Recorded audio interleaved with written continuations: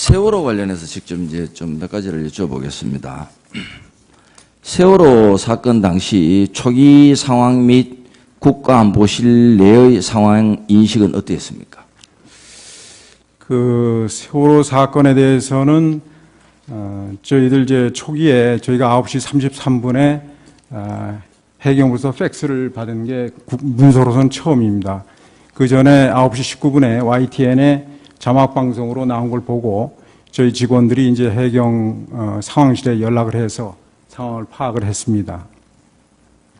근데 오전 중 상황에 대해서는 여기 계신 분이 잘 기억을 하시겠습니다만은 지난번에 그 국회에서 이거에 대한 조사를 할 때 여기 출석해 계신 권성동 위원장님께서 하신 말씀이 있습니다.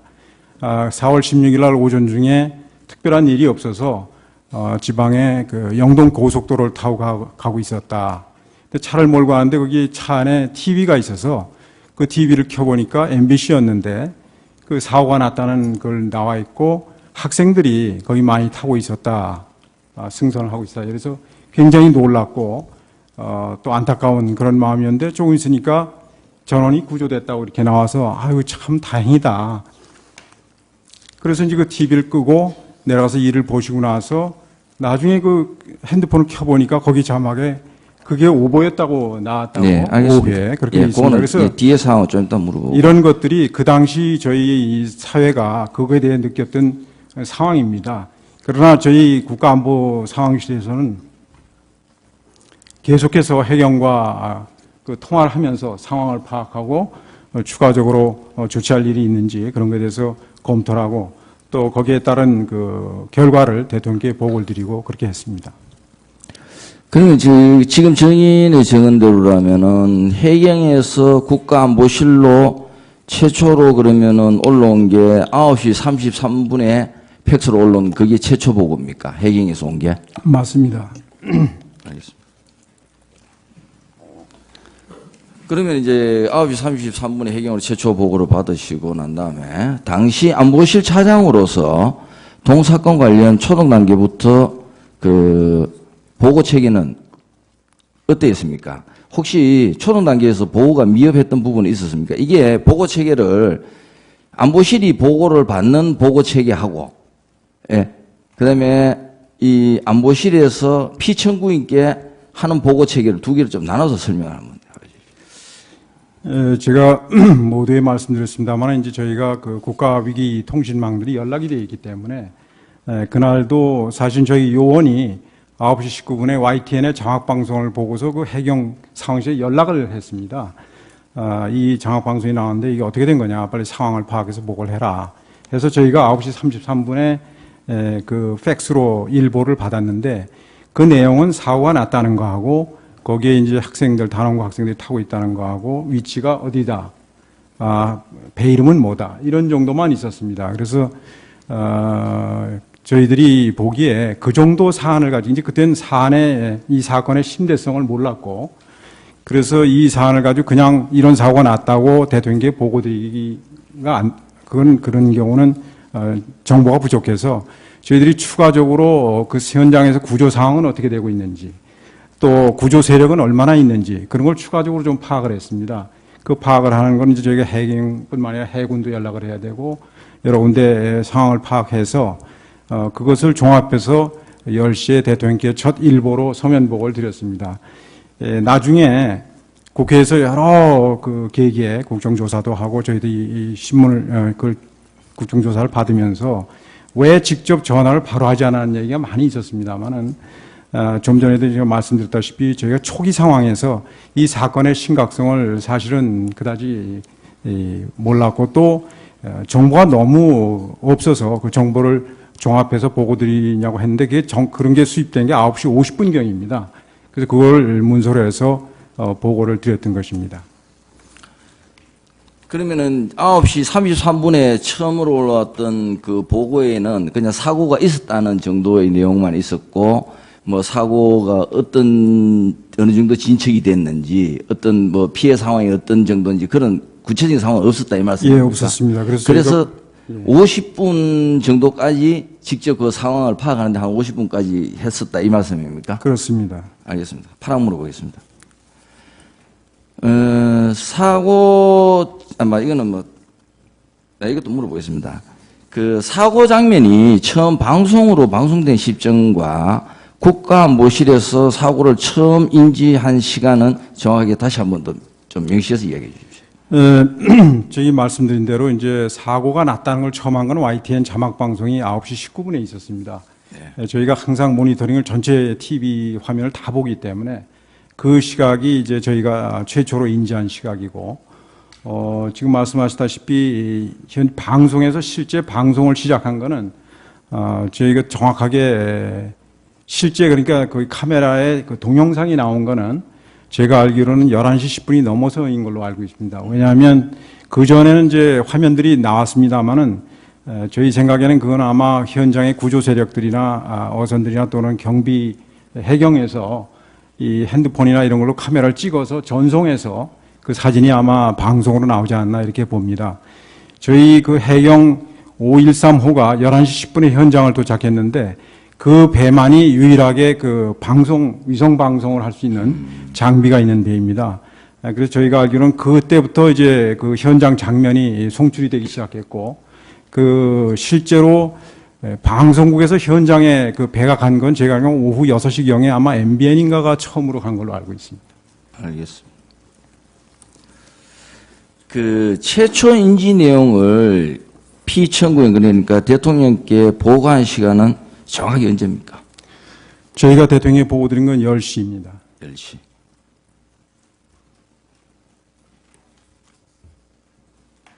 청와대에 대한 그 관련 부처의 보고 내용이 올라왔던 여러 가지 보고 내용들이 잘못되었음을 인지한 시점은 언제입니까? 그 안보실에서 인지한 시점은 언제? 저희가 그 결국 이제 지금 다들 기억하시겠습니다만은 구조 인원에 대한 큰 착오가 있었는데 그것이 이 해경에서 현장 상황에서 보고를 받고 해경 그 상황실에서 집계를 하고 하는 과정에서 아마 잘못됐던 것 같습니다.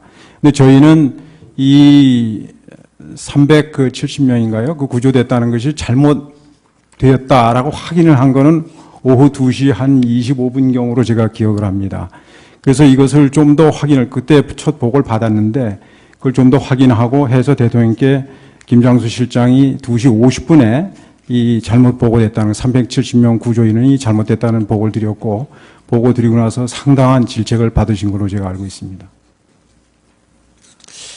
그러면은 이게 계속 이 쟁점이 되고 있었는데요.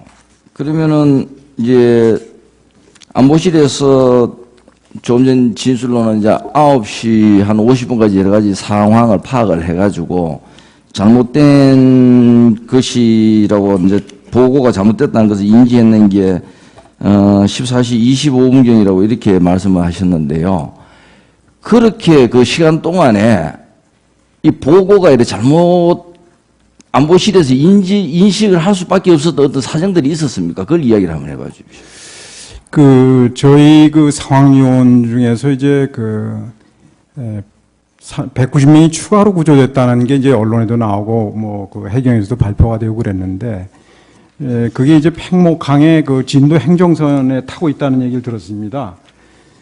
그게 이제 11시 반 정도면 진도 팽목항에 들어오는 걸로 저희가 추정을 했는데, 그 팽목항에 배가 들어왔는지 확인을 했습니다. 근데 그게 이제 확인이 안 되고, 그래서 저희 요원이 이게 조금 그 배에 타고 있다고 그랬는데 그 요원들이 구조된 인원들이 어디 있느냐 좀 확인을 해라. 그렇게 지시한 걸로 제가 압니다. 그래서 그때부터 굉장히 조사를 했는데 그 상황이, 현장 상황이 워낙 혼란스럽고 그래서 그것이 구체적으로 정확하게 확인된 게 2시 넘어서인 걸로 제가 알고 있습니다. 그럼 지금 정언대로라면은 170명 구조가 됐다는 내용들이 한 11시까지는 계속 올라왔는데 그게 확인이 안 됐고 그게 한 오후 2시경에 정확하게 확인이 됐다 그 말씀이십니까? 예, 그때 아마 12시 58분인가도 방송에 370명 구조해가지고 크게 그 톱뉴스로 나오고, 그래서 사실 그때까지만 해도 일반적으로 다들 그 안도의 숨을 쉬고 정상적으로 식사도 하고 그랬던 걸로 제가 기억을 합니다. 네, 알겠습니다. 그 세간에 논란이 많이 되고 있는 이야기인데요. 세월호 사고에서 UDT 잠수요원 등을 조속히 투입하지 않았다 이렇게 이야기를 하고 있는데 그 조속히 투입하지 않은 이유는 무엇입니까? 그 UDT 요원이 현장에 도착한 게 저희가 알기로는 12시 넘어서로 알고 있습니다. 12시 넘었어. 근데 이제 아시다시피 그 사고가 났던 그 맹골수로는 우리나라에서 두 번째로 조류가 빠른 지역입니다. 그리고 거기는 조류도 빠르고 또 UDT 요원들이 잠수를 하려면 그 조류의 속도가 1노트 정도여야 됩니다. 근데 당시 정조 시간에만 해도 2노트 정도의 그 조류가 있었고 또 시정이 20cm 정도밖에 안 되고 그래서 굉장히 위험한 상황이기 때문에 그냥 잠수할 수가 없습니다. 그래서 그 배로부터 유도색이라고 영어로 가이드라인이라는 그 줄을 내려야 됩니다. 그 줄을 타고 들어가야 되는데 그 줄을 설치할 수가 없었습니다. 3번 시도를 했는데 결국 안 됐고 기억하시다시피 그 유도색을 설치해서 요원들이 잠수한 게 사흘이 지나서였습니다. 그러니까 그 당시는 그걸 안 하려고 한 게 아니라 여러 번 시도를 했으나 그 조건이 도저히 UDT 요원들이 잠수할 수 없는 그런 상황이었습니다. 그 안보실 보고 관련해서 좀 물어보겠습니다. 그 안보실에서 이제 수차례 피청구인께 보고를 했지 않습니까, 그죠? 예. 사고 관련해서. 네. 그래서 이제 그 보고했다는 피청구인의 지시와 관련해서 한번 물어보겠습니다. 최초 보고 시 피청구인의 지시 사항은 무엇이었습니까? 그 김장수 실장이 보고하고 나서 15분 후에 10시 15분경에 대통령께서 전화로 하신 거는 제 기억에는 한 명도 빠짐없이 다 구조하도록 해라. 뭐 그런 지시를 내리신 걸로 알고 있고 이어서 7분에 다시 전화하셔가지고 수색을 해서 철저히 구조해서 다 구해내도록 하라. 그러면서 아마 그래서 저희가 그 당시에 바로 해경청장에게 전화를 한 걸로 알고 있습니다. 김장수 실장이 해경청장한테 그 대통령 말씀을 어차피 저희가 뭐 구조하는 건 아니기 때문에 현장 상황을 통과라는 해경청장한테 전화를 했는데 통화가 안 됐습니다. 제가 그 당시 이제 기억하기로는 저는 뭐 헬기를 타고 이동 중이라서 못했다고 들었는데 나중에 알고 보니까 회의장에서 헬기장으로 움직이는 뭐 과정이었다 이렇게 됐습니다. 그래서 저희는 이제 상황실에 상황요원이 해경 상황실 요원에게 그 말씀을 전하고 이걸 반드시 해경청장에게 보고하라 이렇게 지시를 내렸습니다. 그런데 저희가 나중에 보니까 11시 30분에 다시 직접 대통령께서 해경청장에게 직접 지시를 하셔가지고 전화하셔서 그 지시를 다시 하신 걸로 저희가 파악을 했습니다. 그러면 이제 안보실장도 해경청장에게 전화를 했다는 이야기인데, 그럼 그게 몇 시쯤 됩니까? 저희가 전화를 했던 건 대통령 전화 받고 또 22분에 대통령 전화가 하셨기 때문에 그 22분부터 30분 사이 아닌가? 20분에서 30분 사이. 네, 예. 혹시 그날 당시에 그 피청구인께서 직접 해경청장에 10시 한 30분경 지시했는 내용에 대해서는 알고 계십니까? 그 김장수 실장에게 한 내용과 비슷한데 아마 제 기억에는 아마 특공대를 투입을 해서라도 전원 구조 한 명도 빠짐없이 구조하더라 이렇게 아마 그 말씀을 하셨던 걸로 제 기억을 합니다. 해경청장에 대해서는 특공대를 투입해서라도 하라 그 말씀이었도록 기억한다는 말이죠. 그 이항까지 저 작은 이항까지 이제 답변을 요거로 대신하겠습니다. 작은 사망 물어보겠습니다. 예, 그 보고 내용이 잘못됐다는 점이 이제 인식을 했다는 거 아닙니까? 그죠? 안보실에서 오후 2시 15분경에. 그러면은 이 보고 내용이 잘못되었으면 인지한 시점에서 피의 청구인의 지시사항은 어땠습니까? 무엇이었습니까? 제가 말씀드린 이제 25분경에 저희가 첫 보고를 받았고 그래서 또 그것만 가지고 바로 보고할 수가 없는데 워낙 중대한 사안이라 저희 그 당시 그 녹취록을 보면 우리 상황반장이 이거 큰일이 났다. 이렇게 큰 잘못된 보고가 올라와서 이거 어떻게 하면 좋으냐라고 막 그 안타까워하는 그런 내용이 있습니다. 그래서 저희가 당연히 그 얘기만 듣고 바로 대통령께 이게 잘못됐습니다 할 수가 없기 때문에 또 몇 군데 확인을 하고 그래서 중대본하고도 연락을 또 하고 이런 걸로 알고 있습니다. 그래서 보고를 드렸더니 대통령께서 제가 직접 전화드린 건 아닙니다만 김장수 실장 그때 말에 의하면 어떻게 이런 일이 일어날 수가 있느냐. 그래서 엄청나게 질책을 하셨다고 그럽니다.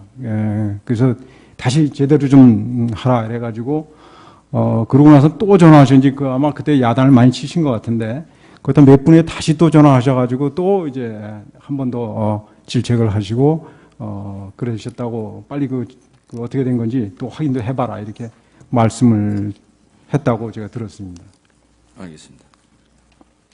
그럼 이제 대통령께서는 하여튼 이 보고에 따른 지시는 계속 이제 있어 왔다는 이야기이신데. 그렇습니다. 예, 12항 관련해서 물어보겠습니다. 그러면은 지금 이제 이 세월호 사건 당시에 이제 초동 대응이 있었고, 그 다음에 보고 체계가 미흡했다는 이야기시고, 그런데 이러한 이 초동 대응이라든가 보고 체계의 미흡 등이 피청구인이 당시에 하여튼 계속 어떤 지시는 있었다는 거 아닙니까? 그죠? 예. 그런 어떤 당시 지시 사항에 어떤 영향이 미쳤다고 생각하는지 이야기를 한번 해보십시오. 그때 직접 그 업무를 담당하셨으니까. 그러니까 이제 대통령께서 10시 15분에 처음 지시를 하셨는데, 저희가 이제 사후에, 조사본부라든지 국회 청문회라든지 국정조사를 통해서, 상세히 그 사실관계가 밝혀지는 것을 보면, 사고가 이제 8시 52분경에 이제 그게 시작이 된 것 같고, 8시 58분경에 사고가 났다는 게 이제 밖으로 알려진 것 같습니다. 그 당시 벌써 8시 58분에 나중에 저희들이 다 과학적으로 그 합동조사본부에서 밝힌 겁니다만 배가 이미 30도 정도 기울었다고 그럽니다. 그리고 9시 21분에 배가 45도로 기울었다고 합니다. 굉장히 빠른 속도로 기울는 겁니다. 엄청나게 큰 배가. 근데 이 배의 그 각도가 굉장히 구조에 있어서는 중요합니다. 저희가 이제 유사한 그 케이스로 일본의 아리아케호라는 게 있습니다. 아리아케호 사고가 이 세월호하고 아리아케호가 같은 선박 회사에서 만든 배인데 아리아케호는 그 세월호보다 한 1000톤인가 더 많이 나가는 큰 배입니다. 이것도 조난된 그 코스를 보면 굉장히 비슷한 코스로 배가 넘어지기 시작했습니다. 근데 아리아케호는 한 5시간에 걸쳐서 이게 넘어졌습니다. 근데 세월호는 제가 말씀드린 첫 번 사고가 나자마자 바로 30도 기울고 그 30분쯤 지난 한 25분 지난 데서 45도로 기울고 그 다음에 9시 반 정도 되면은 벌써 51도 정도 기울게 됩니다. 근데 저희가 IMO 세계 해사 기구에서 권고 사항을 보면 배가 50도 기울면은 선박으로부터 탈출이 어렵고 밖으로부터 들어가면 더욱 어렵다 이렇게 되어 있습니다.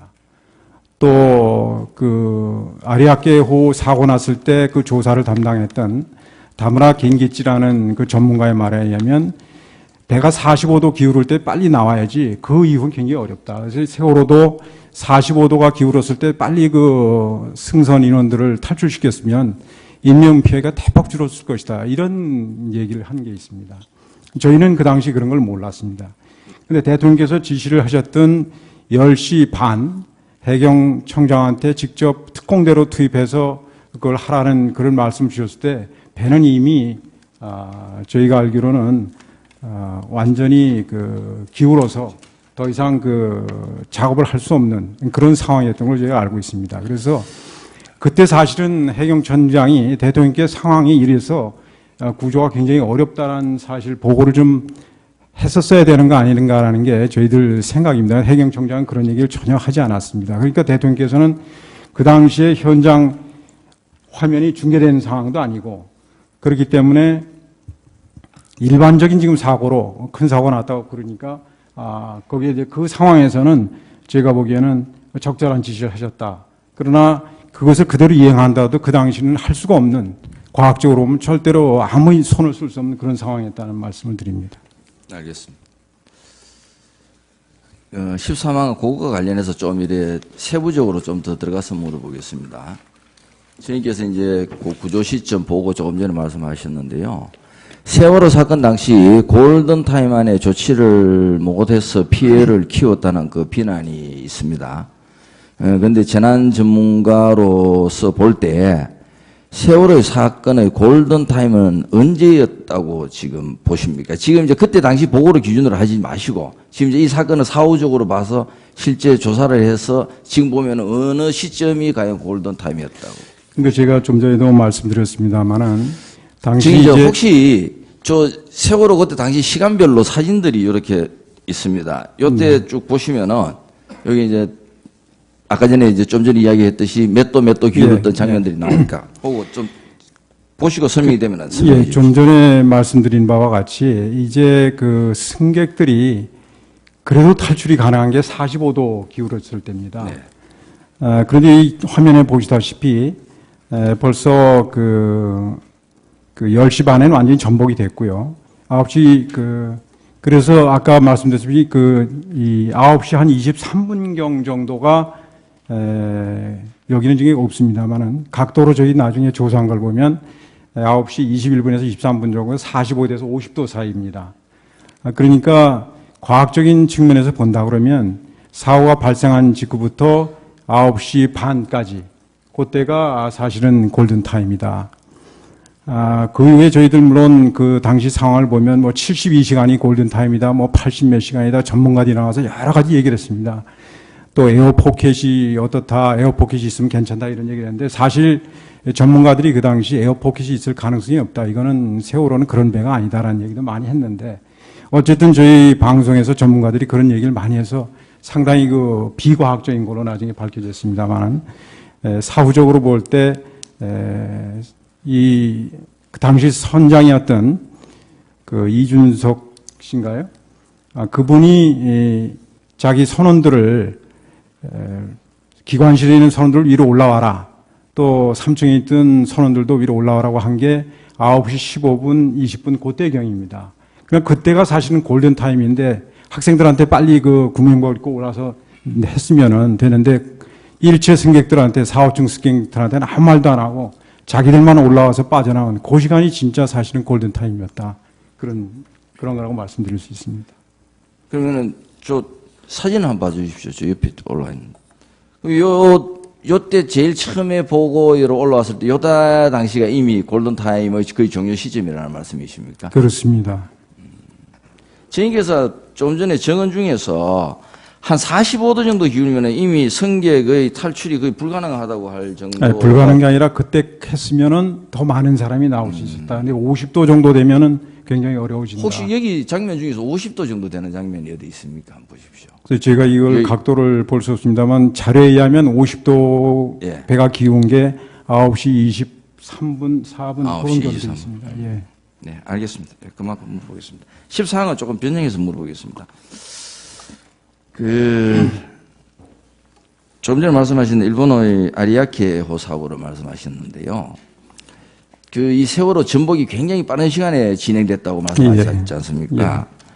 그러면은 이 세월호 사고하고 일본의 아리아케 사고에 있어서 그 전복되는 시점, 그 걸린 시점이 혹시 뭐 알 수 있으십니까? 알고 계십니까? 제가 좀 전에 좀 말씀드렸습니다만 지금 사실은 10시 반이면 세월호가 완전히 전복이 됩니다. 그러면은 사고 난 시점보다 1시간 반 조금 지난 시점이고 아리아케호는 완전히 전복되기까지 5시간 이상이 걸렸습니다. 5시간 이상.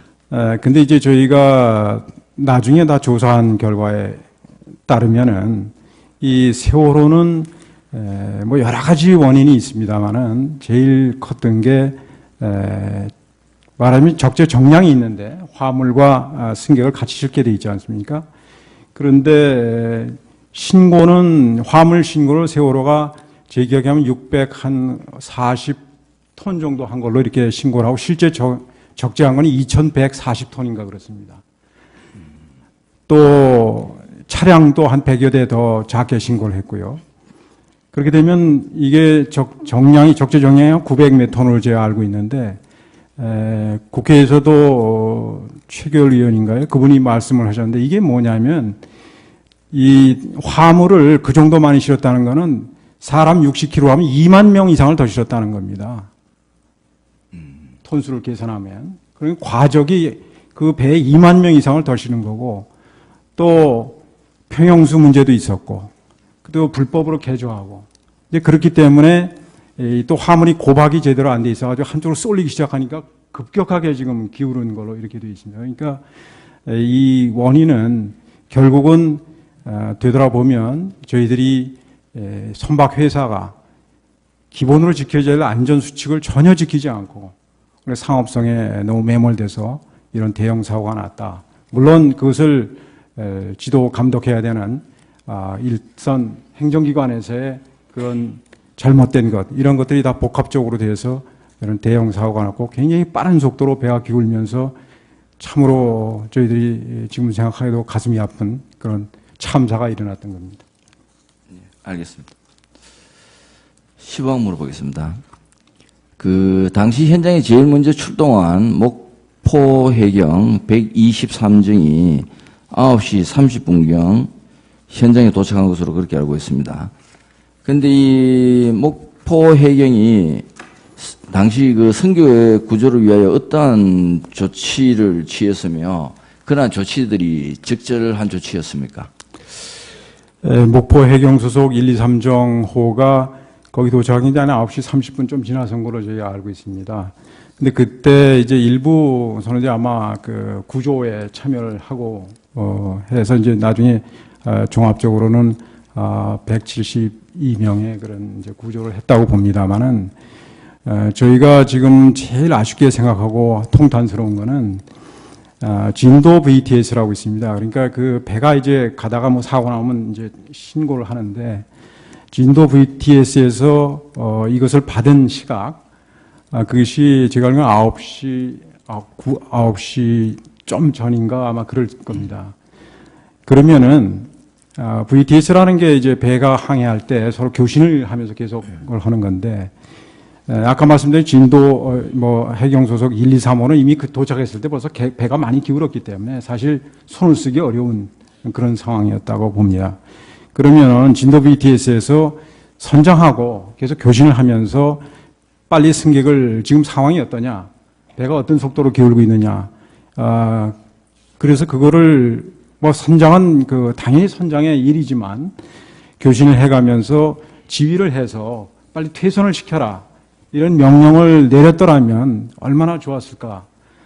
그 선장도 아주 무책임하게 자기의 책임을 방기했습니다만 결국 퇴선 명령의 최종 권한은 선장이 가지고 있기 때문에 그 선장하고 교신을 하면서 서로 그런 말하자면 그 사고에 대해서 대응을 같이 했더라면 이런 대형 참사는 나지 않았을까. 그런 차원에서 그 진도 VTS, 그 다음에 제주도에 있는 제주도 VTS 그런 것들이 초기 상황 대응이 잘못돼 있었다. 물론 그런 심각한 상황이라고 몰라서 그랬는지는 몰라도 그런 것들이 저희가 기본 수칙대로 평소에 훈련이 안 돼 있던 그런 것이 아닌가. 지금 참 한스러운 일입니다.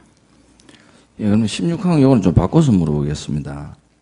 그 퇴선 명령과 관련해서 이제 조금 전에 말씀하셨을 때 그 인근 해경에서 이제 바로 현장과 교신을 하면서 바로 퇴선 명령을 서로 상의해서 내렸으면 좋겠다 이런 말씀을 하셨는데요.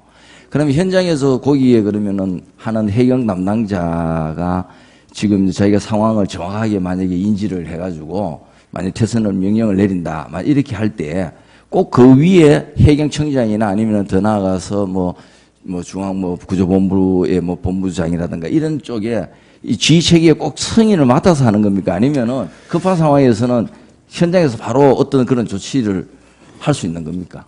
이건 세계 모든 나라들이 공통적으로 그 위기, 재난 상황에 대처하는 건 같습니다. 어디서나 현장에 있는 그 지휘, 통솔하는 사람이 모든 정권을 가지고 하게 돼 있습니다. 미국의 예를 보더라도 무슨 산불 사고가 났다면 그 지방의 그 카운티에 소방서장이 모든 걸 지휘합니다.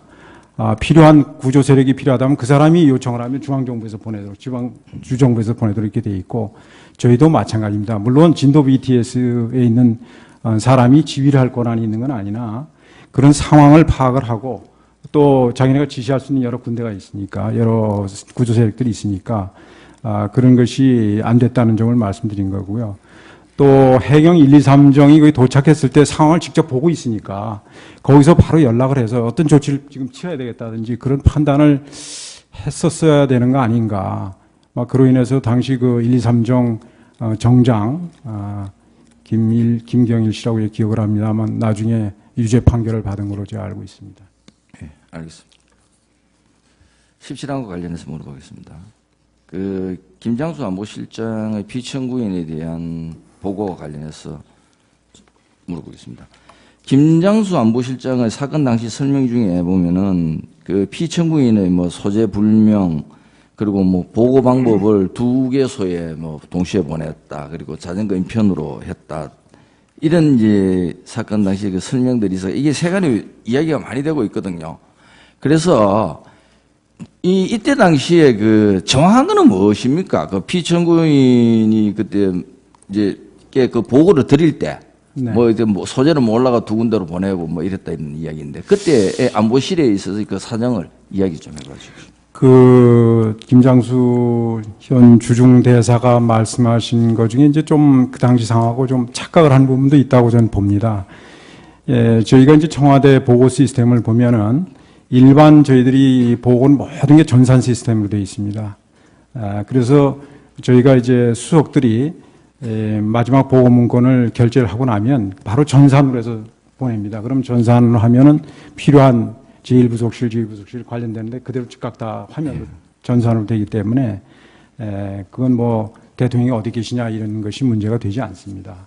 근데 이제 국가안보실 보고는 이게 국가안보에 관한 기밀사항들이 주로 있습니다. 그래서 이걸 전산 시스템으로 넣지 않고 반드시 문서로 카피를 해서 그걸 이제 전달을 해서 보고를 드리는데 저희가 통상 항상 1부속실 있는 그 본관, 청와대 본관하고 또 관저하고 같이 다 보냅니다.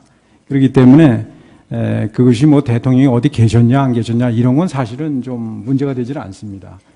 그리고 그날 저도 이제 언론에서 많이 보고 또 사설도 나오고 상당히 희화화된 그 자전거를 타고 가서 뭘 보고를 했다. 그래서 이 자전거를 타고 다니느냐 청와대 내에서. 근데 사실 그게 좀 잘못 말씀을 하셨는데 저희들이 그 보고하는 데는 그 상황병이 그 당시엔 상황병이라고 군에서 파견 나온 상황병이 보고를 했습니다. 지금은 이제 직원들이 다닙니다만은 그 상황병이 갈 때 쓰는 게 이 자전거라고 사실 저 청와대 이거 스쿠터 같은 전동 모터가 달린 자전거가 있습니다. 그러니까 그거는 이제 말하자면 스쿠터 같은 거죠. 그걸 타고 갔다고 제가 들었습니다. 그러니까 뭐 그거는 오토바이 같이 이렇게 빠르게 걸어가고 뭐 이런 것도 아니고 그런데 그냥 그 전동 모터가 부착된 자전거를 그냥 자전거라고 하시는 바람에 이게 무슨 청와대에서 무슨 그 자전거를 타고 돌아다니냐고 조선일보 사설에서도 굉장히 야단을 치고 그랬는데 그 전동 모터가 달린 그 수송수단입니다. 네, 나랑 승인하겠습니다. 18항은 하나 물어보겠습니다. 정님께서 뭐 이쪽 전문가시니까 그 외국 사례들도 많이 알고 하실 건데요. 외국의 대형 사고 발생 시 대응 방식에 비추어 볼 때 세월호 사건이 피청구인이 대통령으로서의 조처 내용에 미흡한 점이 있었다고 생각하는지 있었다면 어떠한 점이 미흡했는지에 대해서 좀 설명해 주시고. 증인 답변을 조금 간략하게 해주시면 예, 좋겠습니다. 알겠습니다. 그 외국의 사례로 저희가 이제 쉽게 생각할 수 있는 게 미국의 9.11 사태, 2001년 9월 11일에 난 거.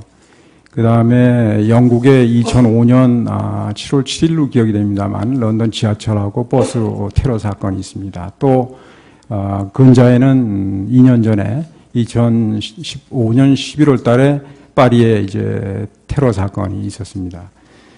그런데 모든 상황들이 항상 현장 중심으로 이루어지고 또 잘 아시겠습니다만 9.11 사태는 사실 미국 정보기관들의 그런 협조 부족 그로 인해서 사실 사전에 많은 징후들이 있었는데 그걸 포착을 못하고 그런 대형 참사가 일어났습니다. 테러가.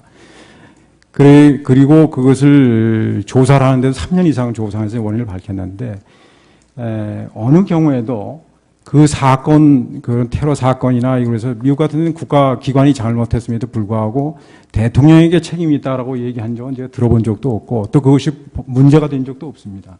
그래서 모든 선진 국가들의 그런 시스템을 보면 대형 재난 사고라든지 이런 테러나 이런 걸 포함해서 모든 것은 현장과 그 지휘 시스템에서 되는 거지. 그것이 국가 원소가 잘못했기 때문에 이런 사고가 났을 책임을 져라. 그런 거는 저는 들어본 적이 없습니다.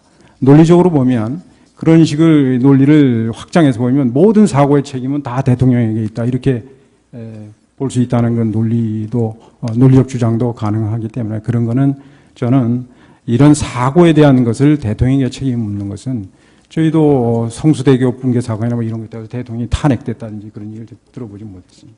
네, 알겠습니다. 10강 물어보겠습니다. 피청구인께서 중대본을 방문하셨을 때, 당시 질문하신 내용이 이제 문제가 많이 또 이야기가 많이 되고 있었습니다. 근데 이제 피청구인께서 당시 질문하신 사항이 제가 이제 요래 나눠서 한번 물어보겠습니다. 그걸 정확하게 알고 계시는지 한번 확인해 주세요.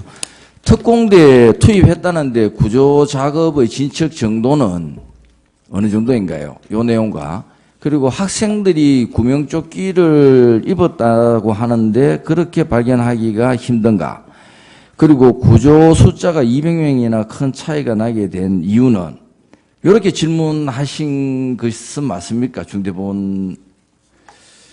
저는 그때 이제 대통령님을 수행해서 중대본에 가지는 않았습니다. 그래서 네. 실제적으로 제가 이제 말씀하신 내용은 이제 언론을 통해서 보도된 네. 걸 보고 사후적으로 저희들이 이제 말씀하신 걸 봤는데 이 특공대 말씀은 아마 그 오전에도 말씀을 하셨거든요. 특공대를 투입해서라도 구하라 이랬는데 이 특공대를 들어갔다고 하신 건 아닌 걸로 제가 알고 있어요. 그 당시에 그 선내에 진입할 수 있는 상황이 아니었습니다. 그렇기 때문에 이 특공대를 투입해서도 사람을 구해라 그런 말씀을 연장선상에서 저는 보고 있고요. 네. 그 다음에 이제 나중에도 국회에서도 많이 따지고 그랬습니다. 이 구명조끼를 학생들이 구명조끼 입었다는데 왜 이렇게 발견하기 힘드냐라는 말씀은 그때 대통령께서 모든 수단을 동원해서라도 다 구해라 이런 말씀하셨고 그 안에 들어가면 이제 그게 생략이 돼 있다고 저는 봅니다. 그 해는 그때가 5시가 넘었기 때문에 이제 그 해가 지고 그러면 밤이 되면 더 이게 구하기 어려울 텐데 빨리 해야 된다 이런 초조함과 안타까움을 가지고 대통령께서 빨리 들어가면 가면 다 구명조끼 입었다고 언론에 계속 나왔었거든요. 그러니까 학생들 다 그거 볼 수 있을 거 아니냐. 그러니까 빨리 들어가서 구명조끼 입어서 구해내라. 이런 말씀을 하신 걸로. 그렇기 때문에 대통령께서는 그 당시 저희가 이제 370명 구조됐다고 하다가 190명 착오가 있습니다. 이렇게 하니까 얼마나 통탄하셨겠습니까? 그러니까 그 이외에도 말씀하신 게 다 그런 연장선상에서 너무 안타깝고 통탄스럽고 해서 그런 말씀을 하신 걸로 그런 마음의 심정이 거기 드러